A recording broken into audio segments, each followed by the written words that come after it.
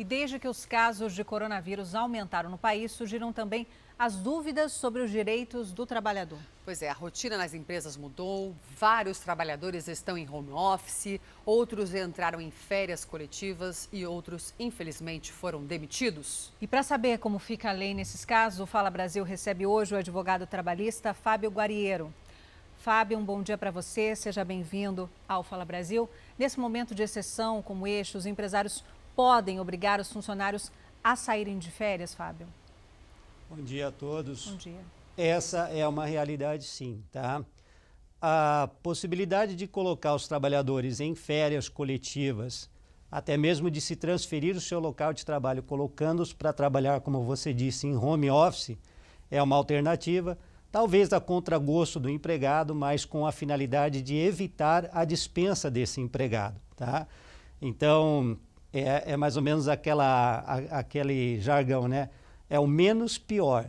Talvez o empregado não queira sair de férias agora, não se sinta tão à vontade trabalhando em casa, apesar de parecer mais confortável, mas a ideia é tomar medidas no máximo possível para que se evite a dispensa desses empregados. Agora, doutor, uma pergunta aqui de um internauta, de um telespectador do Fala Brasil. Ele diz o seguinte: peguei Covid-19. Eu tenho direito a receber auxílio do INSS? Entrar na caixa? Muito bem, boa pergunta. Ficar doente, de uma forma geral, inclusive por conta do Covid, dá direito sim a receber o chamado auxílio-doença, se o afastamento se der por mais de 15 dias. Tá? Então é preciso passar por um médico, pegar um atestado de afastamento, e se esse afastamento se der por mais de 15 dias, obviamente o INSS é quem vai custear o repouso desse empregado durante esse período de afastamento. Esse empregado, se ele for urbano ou rural. Se for um empregado doméstico, a partir do primeiro dia de afastamento, já é o INSS quem fará o pagamento do auxílio-doença. Mas é preciso lembrar que para ter direito a este auxílio-doença é preciso ser segurado do INSS. Portanto, tem que estar lá inscrito no INSS e estar pagando as suas contribuições, porque esse benefício ele só é pago para quem é segurado e cumpriu o período de carência, tá? Doutor Fábio, mais uma pergunta aqui do nosso telespectador da Record, do Fala Brasil. Ele disse o seguinte: estou fazendo bico ou sou também trabalhador autônomo e peguei a Covid-19. Quais são os meus direitos? Muito bem, então a gente entra no gancho daquela última sua pergunta. Se você é um trabalhador, você é um segurado obrigatório do INSS.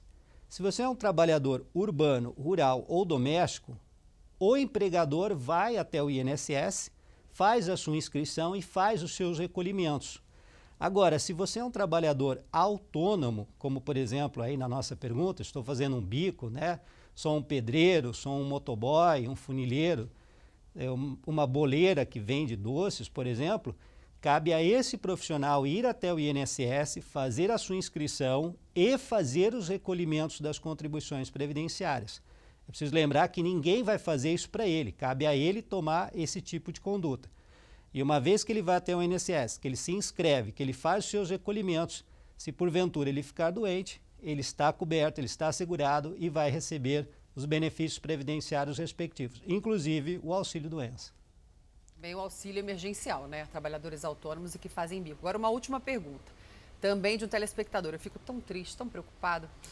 Olha, ele diz o seguinte: a empresa onde eu trabalhava faliu, eu fui dispensado. E agora? Quem vai pagar os meus direitos? Muito bem. Primeiro a gente precisa entender bem o que ele quer dizer com faliu, porque a empresa pode ter fechado, mas não necessariamente ter falido. Não, ela decretou falência. Né? Agora sim, isso. E depois explica também se ela fechar, que é bom a gente todo mundo saber, né? Porque às vezes o empregador está demitindo e fala assim pro empregado: eu não tenho dinheiro para te pagar. E aí, o que ele faz? Isso, porque vamos lá, vamos trabalhar com as duas situações. Tá bom. Às vezes o empresário não percebe que não vai conseguir dar continuidade ao seu empreendimento, então ele encerra, dispensa os empregados, mas não necessariamente ele faliu. Outras vezes o empresário de fato passa por uma derrocada econômica, vem aquela enxurrada de credores para cima dele e a falência é decretada. Então, dentro dessas duas situações, vamos desenhar os dois parâmetros, tá? Se o empregador fechou as atividades e esse empregado não recebeu as verbas rescisórias, cabe a ele procurar o seu sindicato, procurar um advogado e ajuizar uma ação trabalhista fazendo a cobrança judicial desses haveres, que são direitos líquidos e certos garantidos pela legislação. Caso a empresa tenha falido, aí esse trabalhador também vai ter que procurar um advogado ou o seu sindicato para se habilitar no processo de massa falida como um dos credores concorrentes a receber o seu crédito. Por ser uma verba de natureza trabalhista, ela tem um pagamento preferencial.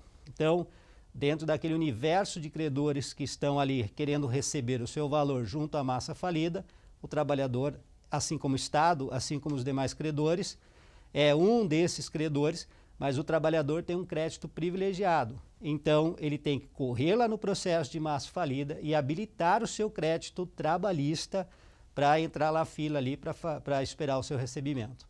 Difícil. Obrigado, doutor, pelas informações. O fato é que está difícil para todo mundo, tanto para os empregados quanto para os empregadores. Ninguém esperava por uma pandemia dessa, né?